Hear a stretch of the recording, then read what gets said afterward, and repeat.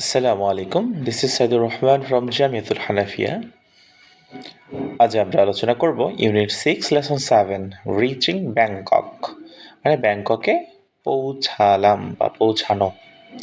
আমরা মূলত যে মিতা, যারা এবং যারা প্যারেন্টস তাদের যে গল্প স্টোরি আমরা কিন্তু সেখানেই আছি এখনো পর্যন্ত। তারা বাংলাদেশ থেকে ব্যাংকক, থাইল্যান্ড যাচ্ছে এবং সেখানে তারা ঘুরতে যাচ্ছে এবং তারা প্লেনে টেক অফ করছে।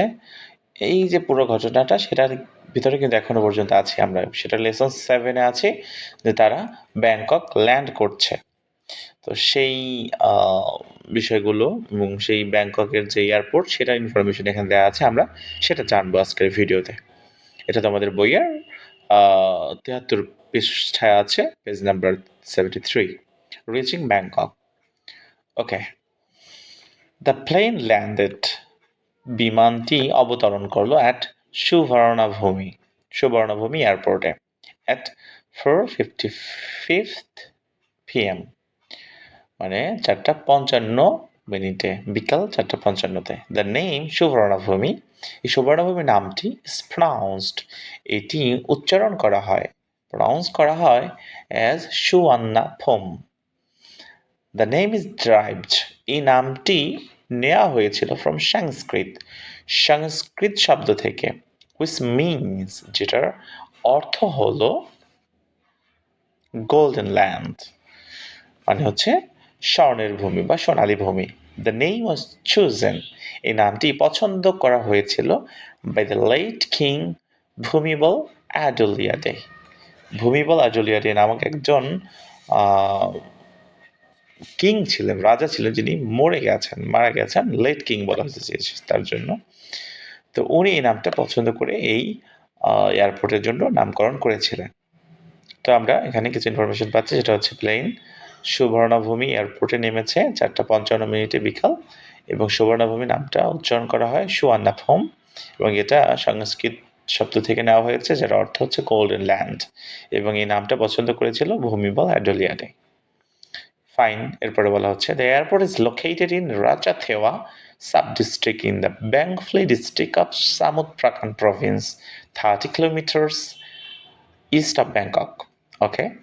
দ্য এয়ারপোর্ট ইজ লোকেটেড, এই যে বিমানবন্দর যেটা, এটা অবস্থিত ইন রাচাথেওয়া নামক সাব ডিস্ট্রিক্টে। সাব ডিস্ট্রিক্ট বলতে আমাদের এলাকায় সাব ডিস্ট্রিক্ট মানে হচ্ছে উপজেলা, বাট ওদের ওখানে এই উপজেলা টাইপেরই কোনো একটা কিছু বোঝানো হয়। দ্য ব্যাংফলি ডিস্ট্রিক্ট, ব্যাংফলি যে ডিস্ট্রিক্ট বা জেলা টাইপের যে শহর যেটা, ওইটার আন্ডারে সাব ডিস্ট্রিক্ট হচ্ছে রাচাথেওয়া, সেখানে মূলত এই এয়ারপোর্টটা অবস্থিত। এবং এই ব্যাংফলি সেটা কোথায়? এটা হচ্ছে সামুদ প্রকান প্রভিন্স। সামুদ প্রকান প্রভিন্স কথাটা বাংলা কি হতে পারে? প্রদেশ হতে পারে, হ্যাঁ, প্রদেশে। 30 কিলোমিটার ইস্ট অফ ব্যাংকক, যেটা ব্যাংকক থেকে 30 কিলোমিটার পূর্বে।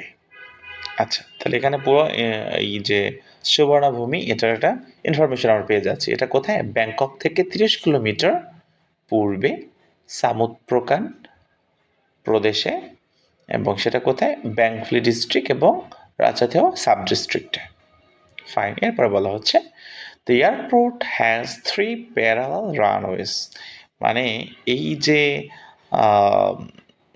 এয়ারপোর্ট যেটা বিমানবন্দর, হ্যাজ 3 প্যারালাল রানওয়েজ, এটার 3টা সমান্তরাল রানওয়ে আছে। রানওয়ে মানে হচ্ছে যেই স্থানটায় মূলত প্লেন দৌড়ে টেক অফ করে এবং যেখানে অবতরণ করে, সেই রানওয়ে আছে 3টা। All of them are 60 metres wide, এবং এর প্রত্যেকটাই 60 মিটার প্রশস্ত। ওয়াইড বলতে প্রশস্ত বোঝানো হয়েছে। টু অফ দ্য রানওয়েজ, মানে ওই রানওয়ের ভিতরে 2টা আর 4,000 মিটার্স লং, এগুলো 2টা হচ্ছে 4,000 মিটার দৈর্ঘ্যে, মানে দীর্ঘ, and the other is 3,700 metres, অন্যটা হচ্ছে 3700 মিটার দীর্ঘ।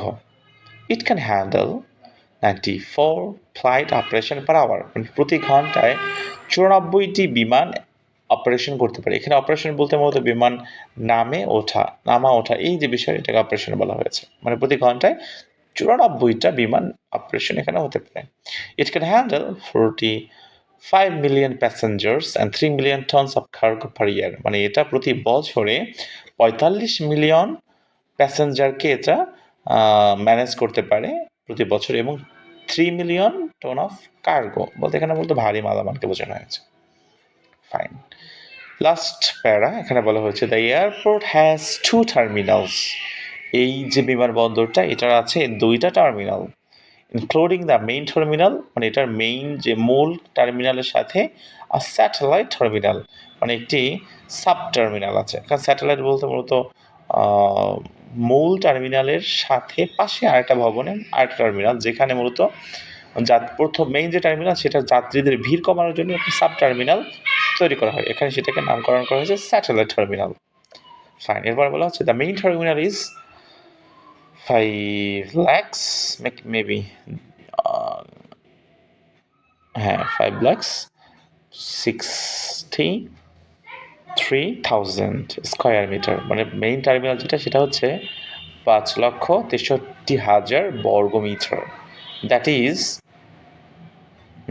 60 lakhs 60,000 স্কয়ার ফিট, যেটা হচ্ছে 60,60,000 স্কয়ার ফিট মানে বর্গ ফিট। It is the fourth largest passenger terminal building in the world.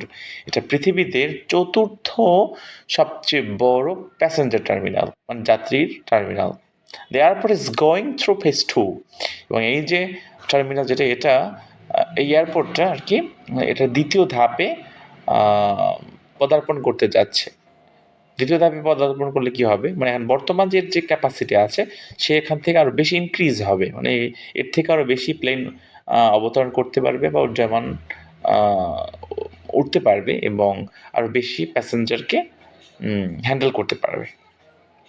বলছে it will raise it's capacity, মানে এটা এর ক্যাপাসিটি বাড়াবে to handle 65 million passengers per year.